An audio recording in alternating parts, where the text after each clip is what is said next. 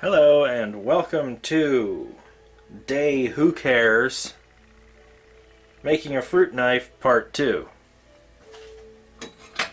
I put a new belt on my belt sander and I'm going to be taking off the rust, trying to give this a nice flat, just shiny steel exterior to work from going forward. I'm torn between making some nice wooden scales for it, just really thin ones, or just polishing it up like this and letting it be just a flat knife. We'll have to see how I feel after I've gotten all the surface contaminants off both sides here.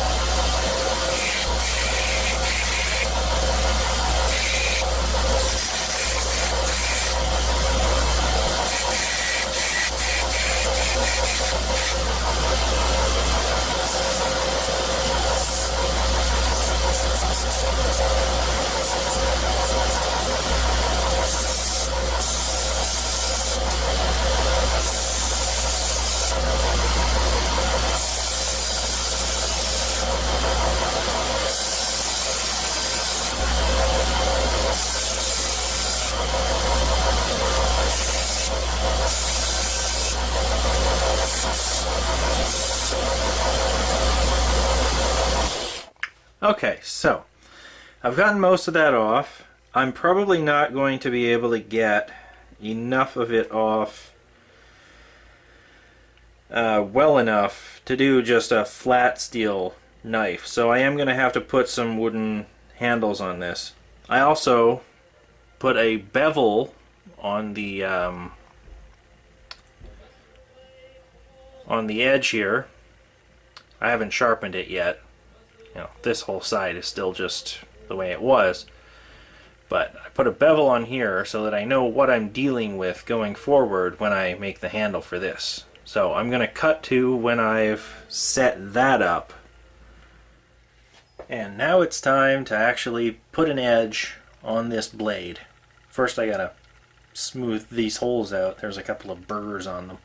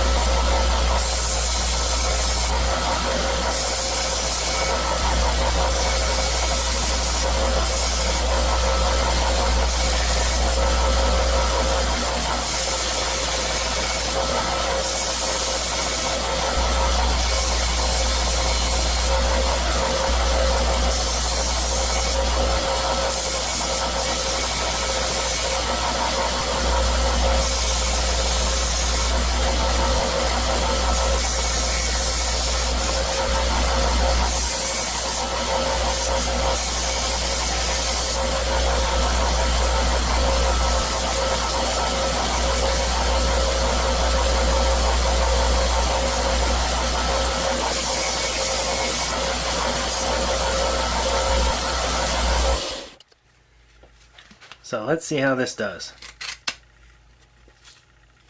Not bad. I'm going to have to polish it up to get it really fine edge on there, but it is nice and sharp, and it is in a good shape for a fruit knife, so excellent. Took a long time though. 17 minutes of just that.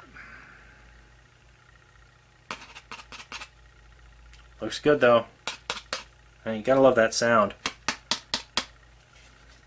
I don't know if you can hear that on the microphone there, but that's a good sound for a fruit knife. Alright. Awesome. Next cut will be the final assembly.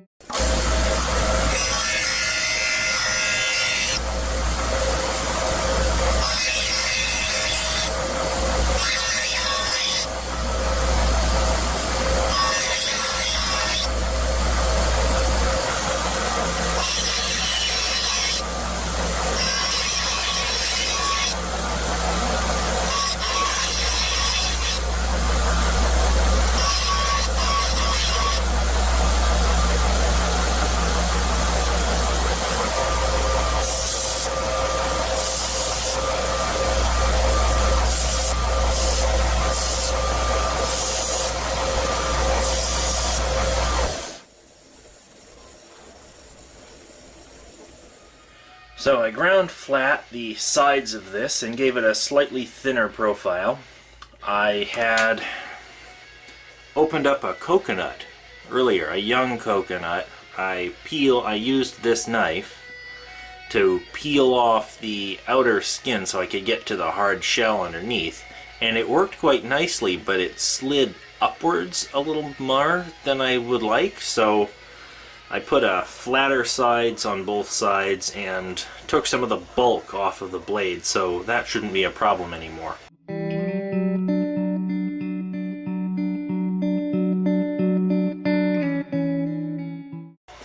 Now what I have to do is smooth out this whole profile and put a proper smooth edge on here, because right now it's a little rough, and this side here has the burrs from the other side picking up on there.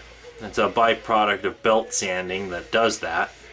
So the only way to fix that is by not belt sanding, just using standard sandpaper. This is a P220. It's made for scuffing, but it works well enough for this. I would actually prefer silicon dioxide sandpaper, but I am all out of it, so this stuff will do just fine.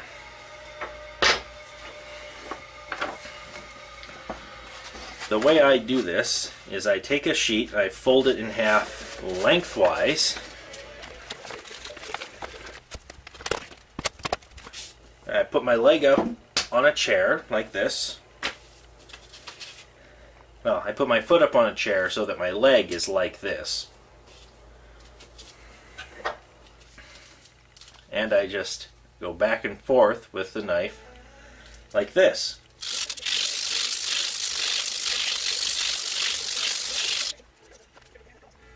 And it's got a much finer edge on it after you do that. So I'm going to keep doing that. I'm going to do it over the entire thing, and then I'm going to give the whole rest of it a short once over with the same paper, just to take some of the rough edges off some of the sides here.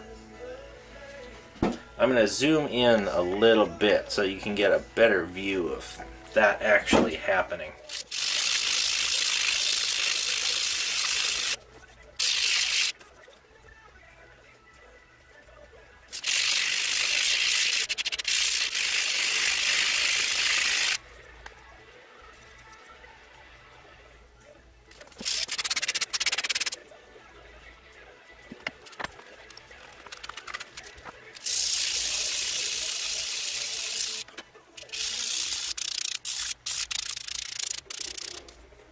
There we go. No more random sharp edges. The only sharp edge is the actual knife blade where the sharp edge belongs. The rest of it is a nice bevel.